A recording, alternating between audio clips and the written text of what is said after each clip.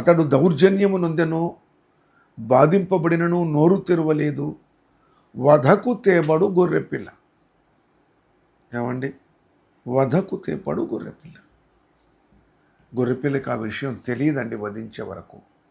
కానీ ప్రభువుకు ముందుగా తెలిసింది. ఆయనకు ముందుగానే తెలుసు.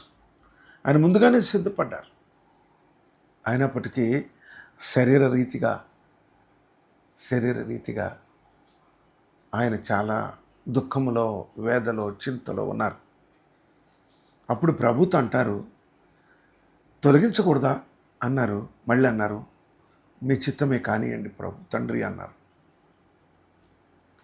కనుక ప్రియులరా, 1 లేఖనము నెరవేరబడుతుందని తెలుసు, 2 తండ్రి చిత్తము నెరవేర్చాలని తెలుసు, 3 మరి ప్రియులరా రోమీయులు పెట్టే ఆ హింసలు కూడా ఆయనకు తెలుసు.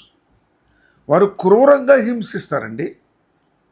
వారు మనిషిని శిక్షించినట్లుగా శిక్షించరు. ఒక మాట చెప్పాలంటే మరి వధకు తేబడిన గొర్రెపిల్లని ఒక్క వేటులో వధిస్తారేమో కానీ మనిషిని అలా చేయరు. అంత క్రూరంగా వారు మరి ఆ శిక్షలో అమలు పరుస్తారు. వెనక్కి తిరిగి వచ్చాడు, శిష్యులతో అన్నాడు, మీరు శోధనలో ప్రవేశించకుండా ఉండాలంటే ప్రార్థన చేయాలా అన్నాడు.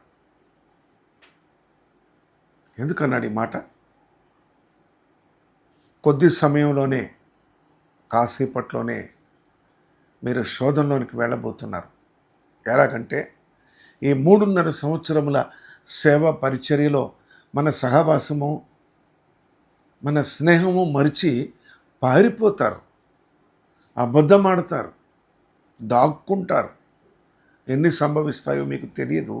అందుకని మీరు మెలకువగా ఉండి ప్రార్థన చేయండి అన్నాడు. మరలా 2వ మారు వెళ్ళి మరలా చేశారు. మరలా 3వ మారు ఆ మాటలే చెప్తూ చేశారు. ప్రియులరా, ఈ మాటలు చదువుతున్నప్పుడు ప్రభు 2 మధ్య నలిగిపోతున్నారు. ఒకటి, ఈ వేదన భరించలేనేమో అనుకుంటున్నారు. మరలా తండ్రి నీ చిత్తమే జరగని అంటున్నారు.